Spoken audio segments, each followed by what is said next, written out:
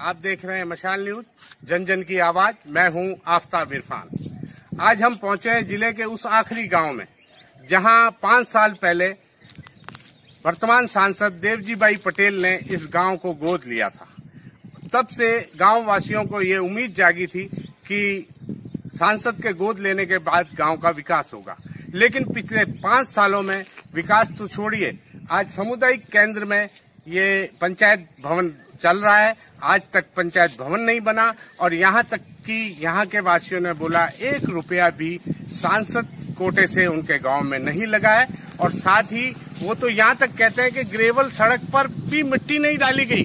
अगर ग्रेवल सड़क पर भी मिट्टी डाल दी जाती तो ये सोचा जा सकता था कि सांसद से कुछ मदद मिली है, लेकिन यहाँ सरकारी चिकित्सालय का आपको अभी अवलोकन कराएंगे हम। आप देखेंगे कि इस सांसद के इस दत्तक गांव में चिकित्सालय की स्थिति क्या है। यहाँ के लोगों से भी जानते हैं कि सांसद के गोद लेने के बाद कितना विकास हुआ है या नहीं हुआ है। ये 5 साल पहले जब गोद लिया था सांसद ने, तब इस गांव की स्थिति क्या थी और आज क्या है, कितने विकास कार्य हो चुके हैं। पहले हमारे गांव में स्थिति विकसित नहीं था, ये आज भी गरीबी स्थिति में है और आज भी गरीब है, हमारे ज्यादा नहीं है। पहले हमारे गांव में देवजीबाई सांसद बने, उस समय हमें उम्मीद हुई कि अब सांसद ने ग्राम गोद लिया है तो जिससे हमारा गांव का विकास होगा, गांव का विकास होगा। और सांसद है तो जिससे हमने उम्मीद जगी थी कि अब तो बहुत अच्छा विकास होगा, करोड़ों का बजट आएगा। लेकिन उस उम्मीद को हमने 5 साल में देखा। वर्तमान में ये इलेक्शन वापस आ गए, लेकिन 1 रुपया बजट नहीं दिया। 1 रुपया बजट नहीं दे करके भी विकास हमारा कुछ नहीं हुआ। अच्छा, आपके गांव में सांसद जब गोद लिए तब आए थे, उसके बाद कितनी बार इस गांव में सांसद आए? एक ही बार जन सुनवाई के रूप में आए थे और पूरे क्षेत्र का सुनवाई की। उसके बाद हमारे देवजीबाई केस हैं, आज तक हमने किसी ने नहीं देखा। तो ये कब की बात है, ये आए थे? ये इलेक्शन के जस्ट 2-3 महीने के बाद, यानी 5 साल पूरे हो गए। 5 साल में उन्होंने एक बार भी इस गांव में नहीं आए। अच्छा, उनके अलावा भी अधिकारी नेता कोई तो आपकी सूद लेने पहुंचे होंगे?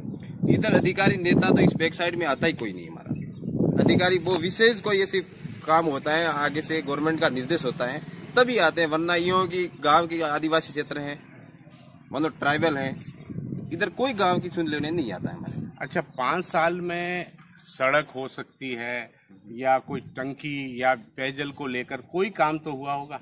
पेयजल संबंधी हमारे पूर्व सरकार में बनी 2 टंकियां हैं। वो कौन सी पूर्व सरकार? गहलोत सरकार ने। गहलोत सरकार के समय भी बनी थी 2 टंकियां, वही अब वर्तमान में पंचायत को हैंडओवर की है और वही चलती है। उसके बाद अभी तक नलकूप नहीं है, कुछ नहीं है। और सांसद साहब के नाम से तो एक हैंडपंप या कोई पशु का एक आवारा बनता तो वो भी हमारे लिए बहुत था।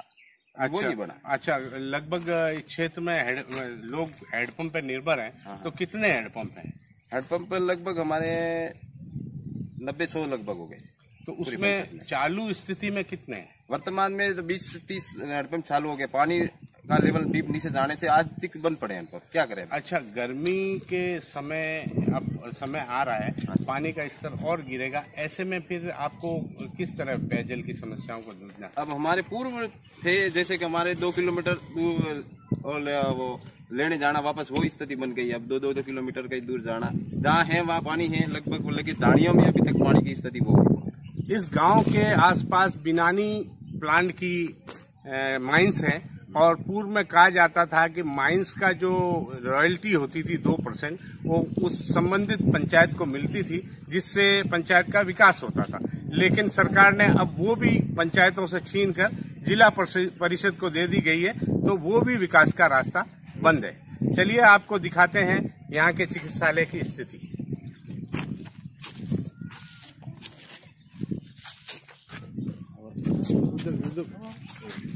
ये विद्यालय है जो कि पूर्व में ही बना हुआ था। सांसद के गोद लेने से पूर्व से ही आदर्श विद्यालय यहाँ मौजूद है।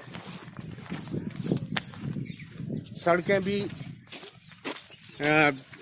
उसी समय की बनी हुई है और लोग पेयजल के लिए आज भी हैंडपंप पर निर्भर हैं। हैंडपंप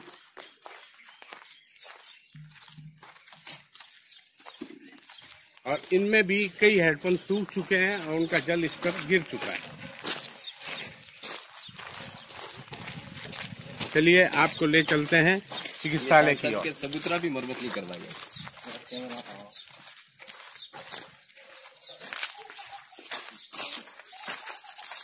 ये चबूतरा जो गांव का आप देख रहे हैं, ये मेन चबूतरा है और इसको ये भी पूर्ववर्ती सरकार के समय ही बना है, लेकिन आज तक इसको रिपेयरिंग तक नहीं किया गया है और इसकी स्थिति जस की तस है। आइए चलिए चिकित्सालय।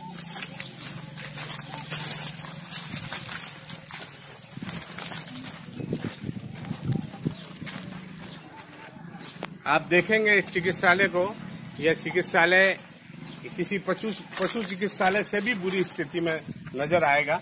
चारों ओर जंगली झाड़ियां हैं और आइए इधर लाइए, जरा भवन को दिखाइए। भवन की स्थिति भवन की स्थिति कितनी स्वस्थ है आप देखेंगे।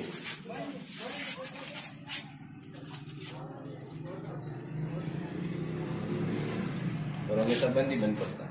अभी बताया जाता है पिछले 5 वर्षों से ये बंद ही पड़ा हुआ है और अतिरिक्त चार्ज है किसी एएनएम को, वो यहाँ आ नहीं पाती है और एएनएम के न आने से स्थिति ये बंद पड़ी है कि खाली पड़ी है। और यहाँ के लोगों ने इस संबंध में आपने सांसद को नहीं कहा था? हमने सांसद साहब जब जन सुनवाई करवाए आए थे उस समय हमने बोला था कि साहब हमारी एएनएम आज ये मौसमी बीमारियां होती हैं तो साहब हमारे टीका देने के लिए हमें शहर में जाना पड़ता है। तो सांसद साहब को रिपोर्ट दी थी तो सांसद साहब ने उसी समय एएनएम को कुछ 2 शब्द बोले थे कि आप क्यों नहीं आते। उसके बाद वो एएनएम कहती है कि मैं दूर पड़ता है, मेरा जालौनी भी चार्ज है, इसलिए नहीं आ पाती हूँ। मतलब उसके बावजूद, कहने के बावजूद भी कोई यहाँ पे नियुक्ति नहीं हुई, न कोई आया। हाँ, उसने तो ये बोल दिया कि अब मेरे से नहीं आ सकती हूँ, ये भी बोल दिया था सांसद साहब को कि मैं दूर है और मैं नहीं आ सकती। तो अब मैं कहूंगा कैमरामैन को कि वे पूरे भवन का अवलोकन कराएं, क्या स्थिति में है ये भवन, जिसे आप उप स्वास्थ्य केंद्र तो नहीं कहेंगे।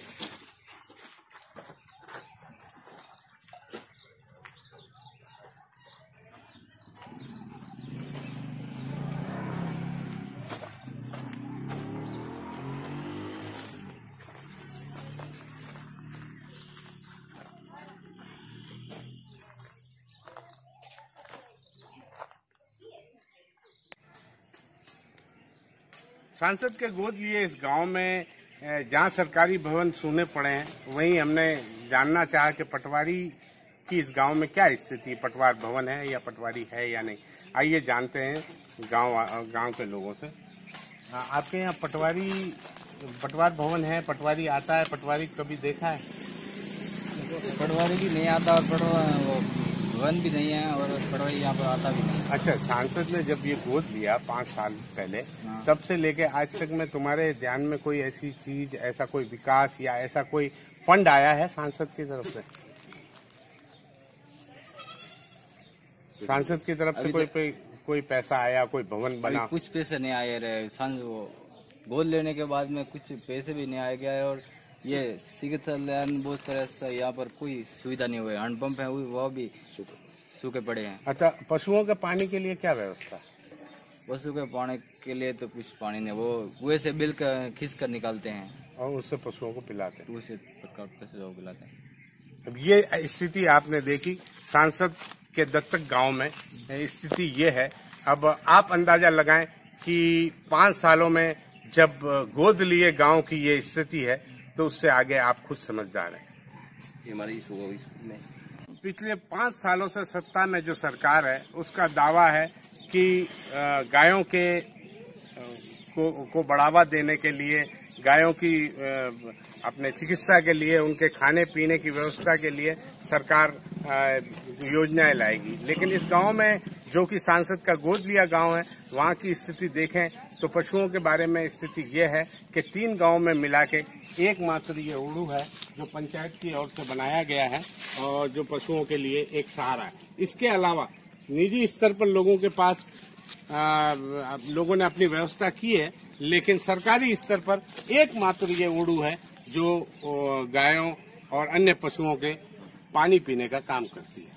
अच्छा, आपके गांव में और भी इस तरह के ओडू हैं या और अपने पेयजल कई कुएं हैं, कुछ के निजी खोदे हुए हैं, तो उसमें खोदे हुए कुएं में लगभग किसी का तो है, किसी का नहीं है। तो ये सही हमारे नाड़के बनाते, कहते हैं नाड़के, जिस नाड़के में पानी डाल कर करते हैं और जैसे जैसे करके भविष्य को जिंदा रखते हैं। दूसरा कोई सहारा तो है मतलब पंचायत हमारी क्षमता नहीं है कि हर जगह ओरू बनाए। नहीं तो पंचायत स्तर पर, सरकारी स्तर पर क्या ये एकमात्र ओडू है जो? हाँ, ये पंचायत मुख्यालय पे ये एक ही है। हाँ, ये और इसके अलावा आसपास पे लगभग कई तो है। हाँ, लगभग। लेकिन निजी स्तर पे, निजी स्तर पे, लेकिन पंचायत स्तर पे ये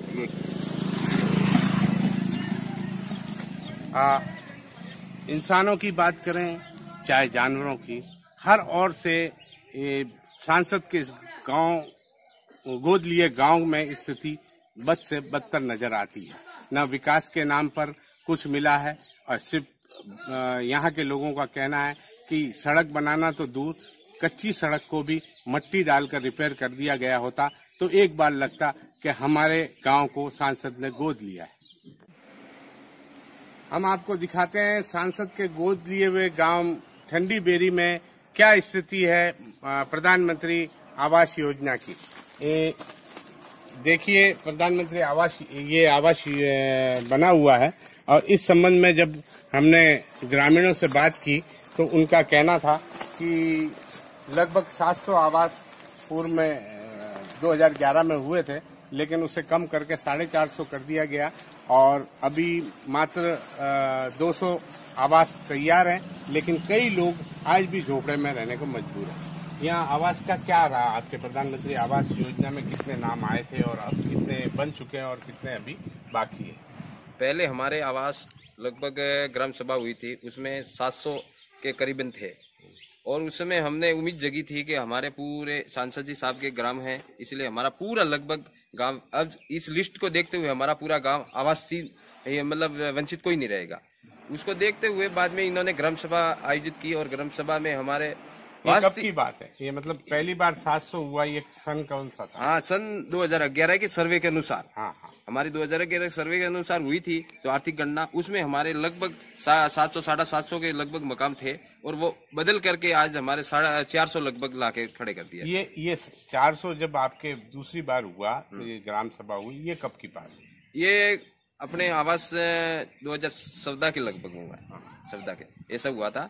हमको पूर्ण ज्ञान तो नहीं है, लेकिन ऐसा उस समय हुआ था। तो उस समय इन्होंने हमने जो लिस्ट देखी, जैसे ऐसे मरीज, ऐसे लोग गांव के जिसको आज तक के पुराने गांव आदिवासी क्षेत्र में रहते थे, आज भी झोपड़े में रहते हैं, उसका अगर मकाम हो जाता तो हम तो कहते हैं कि मालिक मिल गया। सिलिकोसिस बीमारी है तो सिलिकोसिस वाले भी आज उसको भी मकाम नहीं मिला हमारा। ऐसी स्थिति गांव में है। जो सर्वे करे देखने जाए तो विधवा महिला है, उसको भी आज सर्वे के अनुसार अब मकाम नहीं मिला है। प्राय पहली प्राथमिकता उसको मिलनी चाहिए, लेकिन पहली प्राथमिकता भी नहीं मिली। आज भी विधवा, ऐसी विधवा है जिनको आज मकाम से वंचित है और आज भी वो कहते हैं कि तपड़े में रहती है, जैसे वो पशु रहते हैं, उससे भी बदहाली स्थिति में ऐसे ऐसे सिलिकोसिस मरीज हैं, विधवा है, उनके मकाम देखने जाए तो 100 के करीबन हमारे ऐसे मकाम है जिसको मिलनी चाहिए, आवश्यकता है उसकी, और नहीं मिले हैं।